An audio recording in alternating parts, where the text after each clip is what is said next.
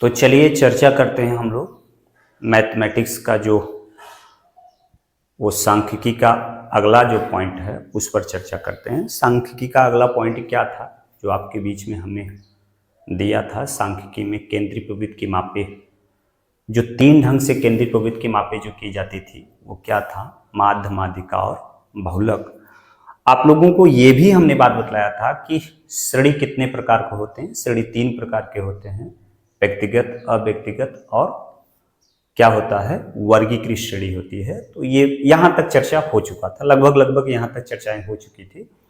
तो आज हम थोड़ा सा उसी के अगली स्टेप में हम बात करेंगे, माध्य के बारे में चर्चा करेंगे कि माध्य क्या होता है।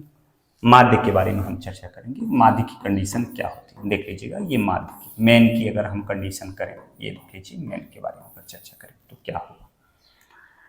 ठीक है, अगर हम मेन की चर्चा करते हैं कि मेन क्या होता है, माध्य क्या होता है, तो हम माध्य निकालने का तरीका क्या होता है, तीनों श्रेणियों पे हम बात करेंगे। कितनी श्रेणी पर? तीनों श्रेणी पर बात करेंगे, व्यक्तिगत और अव्यक्तिगत और वर्गीकृत श्रेणी पर, तीनों पर बात करें। ये तो 2 पार्टों में लेकर के हम आप लोग के बीच में प्रस्तुत करेंगे, तो थोड़ा सा अच्छा लगेगा और कम समय लगेगा। वीडियो कम समय की होगी तो आपको रुचि भी आएगी पढ़ने में। तो चलिए देख लीजिए। तो जैसे व्यक्तिगत श्रेणी हो तो क्या हो, व्यक्तिगत श्रेणी है, व्यक्तिगत अगर श्रेणी है, व्यक्तिगत अगर व्यक्तिगत श्रेणी है तो बेटा कैसे करेंगे, इस बात को आपको ध्यान में रखना होगा। व्यक्तिगत श्रेणी के लिए जैसे आपको दे दिया AX1, AX2, AX3, AX4, AXN तक, ये देख लीजिए अकेला श्रेणी है, सिर्फ अकेला श्रेणी।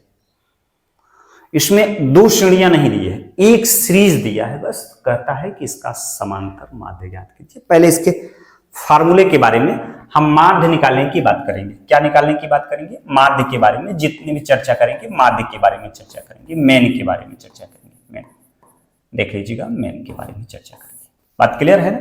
तो व्यक्तिगत श्रेणी अगर आपको दिया रहे और कहे कि समांतर माध्य ज्ञात कीजिए, क्या ज्ञात कीजिए? समांतर माध्य ज्ञात कीजिए। तो आप लोग यहां पर देख रहे हैं कहां से ये कहां से चालू हुआ है, x1 से चालू हुआ, कहां तक चालू हुआ है, x1 से चालू हुआ है, डॉट xn तक चालू हुआ है। तो समांतर माध्य बराबर फार्मूला क्या होता है आपको हम बताएं। समांतर माध्य बराबर फार्मूला होता है, क्या होता है, सभी पदों का योग।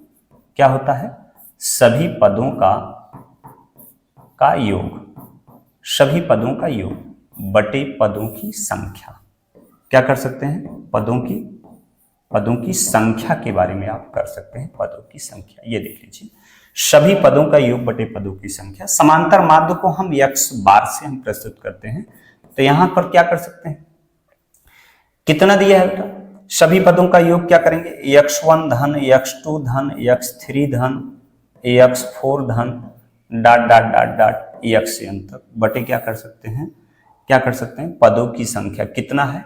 n है, तो ये आप यहां पर कर सकते हैं। तो x बार बराबर, इसको जोड़ सकते हैं, सिग्मा x बटे क्या कर सकते हैं, n। तो आप यहां पर ये बातें गौर कर सकते हैं कि कहां से कहां तक स्टार्ट किया है, आप ये भी बातें आप दिखा सकते हैं। तो आप आगे बढ़ा सकते हैं, क्या आगे बढ़ा सकते हैं, देख लीजिएगा।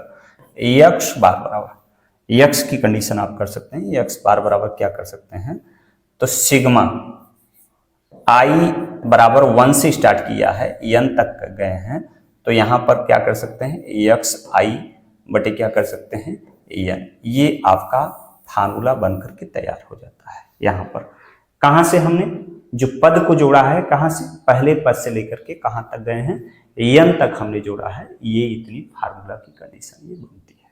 ठीक है, तो ये फार्मूला आप लोग को, कंडीशन आप लोग को दिया गया कि कैसे आप लगा सकते हैं। तो जैसे एक एग्जाम्पल लेते हैं, एक एग्जाम्पल लेकर के आपको समझाते हैं। समांतर माध्य बराबर क्या होता है? समांतर माध्य बराबर होता है सभी पदों का योग बटे पदों की संख्या होती है। तो ये कंडीशन आप लोग को हमें दिया समांतर माध्य की कंडीशन में जो होता है। अब आगे बढ़ते हैं, देख लीजिएगा आगे बढ़ते हैं। क्या आगे बढ़ते हैं, इस बात को आप लोग गौर कर लीजिएगा कि जैसे एक एग्जाम्पल लेते हैं, कहता है कि 1 से लेकर के 10 प्राकृतिक सम संख्याओं का समांतर माध्य ज्ञात कीजिए। 1 से लेकर के कहां से? 1 से लेकर 10 तक सम संख्या का समांतर माध्य ज्ञात कीजिए। क्या ज्ञात करना है? समांतर माध्य। ये देख लीजिए, समांतर माध्य की बात कर रहा है। तो ये सवाल आप लोग के बीच में कोट कर रहा है। सवाल क्या कोट किया, ये बातें आप समझ सकते हैं अच्छी तरह से। सवाल है 1 से लेकर के 10 तक सम संख्या का समांतर माध्य आपको ज्ञात करना है। तो बात क्लियर है ना? 1 से लेकर के 10 सम संख्या का समांतर माध्य ज्ञात करने के लिए कर रहा है। तो आप लोग को फार्मूला पता है क्या होगा? 1 से लेकर के 10 तक सम संख्या क्या मिलेगी? 2 मिलेगा, 4 मिलेगा, 6 मिलेगा, 8 मिलेगा, 10 मिलेगा। ये मिल गया कि नहीं मिल गया? अब देख लीजिए यहां पर क्या करेंगे, समांतर माध्य बराबर होता है सभी पदों का योग। सभी पदों का योग तो कितने पद है? 2, 4, 6, 8, 10। ये देख लीजिए बटे पदों की संख्या 1, 2, 3, 4, 5 कर देंगे। तो यहां पर क्या कर देंगे, ये अक्ष बराबर क्या कर देंगे, कितना हो जाएगा? आप यहां पर ये बात समझ सकते हैं। 6, 4, 10, 10, 20, 10, 30 बटे कितना हो जाएगा? 5। ये देख लीजिए, आप इसको काट देंगे तो ये अक्ष बराबर कितना आ जाएगा? 6। देख लीजिए ये आपका आंसर हो गया। जब भी आपको ऐसे सवाल दे, व्यक्तिगत श्रेणी की बात हम कर रहे हैं। कौन सी श्रेणी की? व्यक्तिगत श्रेणी की बात कर रहे हैं। तो यहाँ पर हाँ 2 तरह का तरीका होता है माध्य निकालने का, जो होता है व्यक्तिगत श्रेणी का। एक होता है प्रत्यक्ष विधि, एक विधि क्या होता है? लघु विधि, यानी कल्पित विधि के माध्यम से जो होता है ज्ञात कर सकते हैं। तो ये हमने आप लोग को बतलाया प्रत्यक्ष विधि से कैसे ज्ञात किया जा सकता है। समांतर माध्य बराबर होता है सभी पदों का योग बटे पदों की संख्या। ये कंडीशन इतनी होती है। हम आगे और सवाल को लेकर